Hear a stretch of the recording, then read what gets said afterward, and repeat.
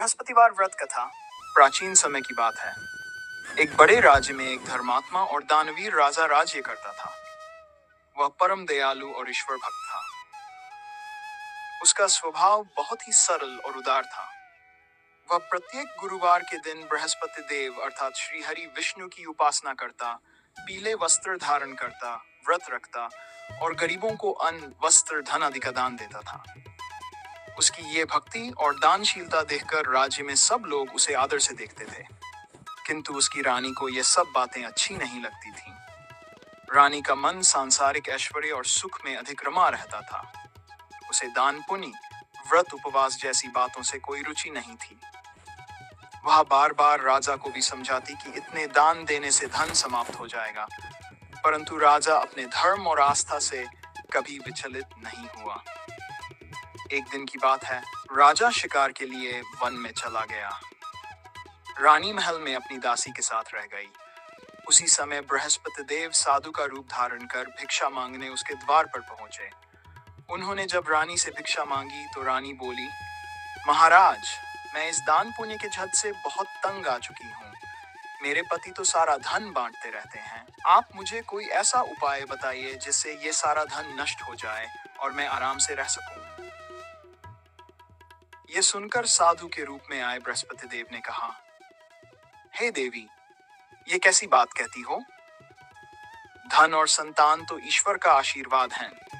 मनुष्य को चाहिए कि वह धन को शुभ कार्यों में लगाए, कन्याओं का विवाह कराए, मंदिर और तालाब बनवाए, भूखों को अन्न दे, तभी उसके दोनों लोग सुधरते हैं। परंतु रानी को साधु की ये बातें अच्छी न लगी। उसने हंसते हुए कहा, मुझे ऐसे धन की आवश्यकता ही नहीं जिसे बांटने में कष्ट हो। आप कोई ऐसा उपाय बताइए कि यह सब धन नष्ट हो जाए। साधु बोले, यदि तुम्हारी ऐसी ही इच्छा है तो मेरी एक बात ध्यान से सुनो। आने वाले 7 गुरुवार तक तुम अपने घर को गोबर से मत लीपना, बालों को पीली मिट्टी से धोना और उसी दिन स्नान करना। अपने सेवकों से कहो कि वे उस दिन हजामत बनवाएं। घर का कपड़ा धोबी को भेजो और भोजन में मांस मदिरा का उपयोग करो। ऐसा करने से तुम्हारा धन जल्दी नष्ट होगा। ये कहकर बृहस्पति देव अदृश्य हो गए। रानी ने साधु की बातें ज्यों की त्यों पूरी की। 3 ही गुरुवार बीते कि राज्य का सारा धन धीरे धीरे नष्ट हो गया। महल उजड़ गया, दास दासियां चली गईं और रानी के पास खाने को अन्न तक न बचा। अब राजा और रानी दोनों दरिद्र हो गए। एक दिन राजा ने रानी से कहा, हे रानी, अब यहाँ सब हमें जानते हैं। इस नगर में मैं कोई छोटा मोटा कार्य नहीं कर सकता। मैं परदेश जाकर कुछ काम करूंगा। तुम यहीं रहो, मैं शीघ्र लौटूंगा। यह कहकर राजा दूसरे देश चला गया और वहां जाकर जंगल से लकड़ियां काटकर लाता, उन्हें बेचकर अपना जीवन चलाने लगा। इधर रानी और उसकी दासी महल में भूखी प्यासी रहने लगी। 7 दिन बीत गए, घर में अन्न का एक दाना भी न बचा। रानी ने दासी से कहा, पास के नगर में मेरी बहन रहती है, वह बहुत धनी है। तू उसके पास जा और कह कि कुछ अन्न भेज दे। दासी उसी नगर की ओर चली गई। संयोग से उस दिन गुरुवार था और रानी की बहन उस समय बृहस्पतिवार का व्रत कर रही थी तथा कथा सुन रही थी।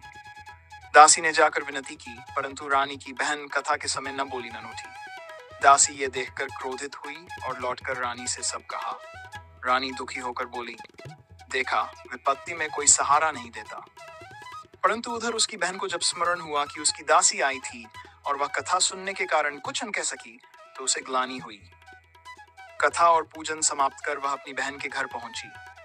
उसने कहा, बहन, क्षमा करना, मैं व्रत कर रही थी। कथा के समय बोलना और उठना वर्जित होता है, इसलिए मैं चुप रही। अब बताओ क्या बात थी? रानी की आंखों में आंसू आ गए। उसने कहा, बहन, हमारे पास खाने को कुछ नहीं है, 7 दिन से भूखे हैं। ये सुनकर उसकी बहन ने कहा, तू चिंता मत कर, बृहस्पति देव बड़े दयालु हैं। देखो, शायद घर में अन्न पड़ा हो। पहले रानी को विश्वास नहीं हुआ, परंतु आग्रह करने पर उसने दासी को देखा भाला स्थान टटोलने भेजा। आश्चर्य की बात, वहां सचमुच अनाज से भरा एक घड़ा रखा था। रानी और दासी दोनों चकित रह गईं। दासी ने कहा, रानी, ये चमत्कार अवश्य बृहस्पति देव की कृपा है। आओ हम भी उनका व्रत करें। रानी ने अपनी बहन से व्रत विधि पूछी। बहन ने बताया, हर गुरुवार स्नान कर पीले वस्त्र धारण करो, चने की दाल, गुड़ और केले की जड़ में भगवान विष्णु का पूजन करो, दीपक जलाओ और कथा सुनो। उस दिन पीला भोजन ग्रहण करो और तन मन से पूजा करो, इससे बृहस्पति देव प्रसन्न होंगे। ये सुनकर रानी ने प्रण किया कि अब प्रत्येक गुरुवार को वह व्रत रखेगी। अगले सप्ताह जब गुरुवार आया तो रानी और दासी दोनों ने विधि विधान से व्रत रखा। उन्होंने चना और गुड़ लाकर पूजन किया, परंतु पीले भोजन की चिंता थी। तभी एक सज्जन पुरुष साधारण रूप में आए और 2 थालों में पीला भोजन दे गए। रानी और दासी समझ गई कि ये बृहस्पति देव की ही कृपा है। दोनों ने प्रेम पूर्वक वह भोजन ग्रहण किया और व्रत पूरा किया। तब से वे दोनों नियमित रूप से व्रत और कथरने लगी। बृहस्पति देव की कृपा से शीघ्र ही उनके घर में धन संपत्ति लौट आई, सुख शांति आ गई। राजा भी परदेश से लौटा और सब कुछ देखकर प्रसन्न हुआ। उसने रानी से पूछा, यह सब कैसे हुआ? रानी ने कहा, हे स्वामी, यह सब बृहस्पति देव की कृपा से संभव हुआ है। इसके बाद वे दोनों पति पत्नी प्रत्येक गुरुवार को श्रद्धा पूर्वक व्रत रखने लगे। धीरे धीरे उनके राज्य में फिर से वैभव, शांति और आनंद लौट आया। एक दिन रानी फिर से पुराने आलस्य में पड़ने लगी तो दासी ने उसे समझाया, हे रानी, याद करो जब हमने धर्म छोड़ा था तब कितना कष्ट सहा था। अब जब ईश्वर ने फिर से सब दिया है तो हमें दान पुण्य, सेवा और सत्कर्म से इस कृपा को बनाए रखना चाहिए। रानी ने दासी की बात मानी और सदा बृहस्पति देव की पूजा में लग गई। उसके बाद वह हर गुरुवार गरीबों को भोजन कराती, कन्याओं को वस्त्र देती और पीले पुष्पों से भगवान विष्णु की आराधना करती।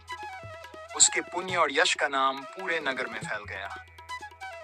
ऐसा कहा गया है कि जो श्रद्धा और विश्वास के साथ बृहस्पतिवार का व्रत करता है, उसके जीवन में सुख, समृद्धि और शांति का वास होता है।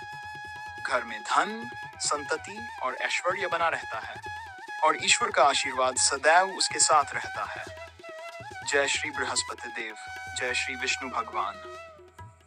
अगर ये पवित्र कथा आपके हृदय को स्पर्श करे तो इसे श्रद्धा से सुने, अपने प्रियजनों तक पहुंचाएं, वीडियो को लाइक करें, कमेंट करें और चैनल को सब्सक्राइब करना न भूलें।